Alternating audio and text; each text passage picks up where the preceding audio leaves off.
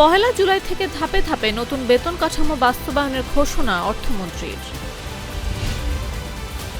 Shopping mall market রাত ৯টা পর্যন্ত খোলা। হাসপাতালে লাইসেন্স বাতিল ৩০ দিনের মধ্যে রিভিউ করতে পারবে ৮ দিন। চিকিৎসা ব্যয় বড় স্বস্তি, কমছে হার্টের রিং ও লেন্সের দাম। ব্যাংকে ৪ লাখ টাকা পর্যন্ত জমায় কর দিতে হবে না। ৪ বছর পর শিক্ষায় জিডিপি ২% বরাদ্দ আরও বাড়ানোর অঙ্গীকার। শিগগির ৫,০০০ চিকিৎসক ও ১ লাখ স্বাস্থ্যকর্মী নিয়োগ। ৬৫ বছরের বেশি বয়সীদের লাগবে না ট্রেন ভাড়া, মেট্রো রেলেও ছাড়। সোনার গহনায় ৫% ব্যাটের বদলে ভরি প্রতি দিতে হবে ৫,০০০ টাকা। জুলাই শহীদ পরিবারকে মাসিক ২০,০০০ টাকা ভাতার প্রস্তাব।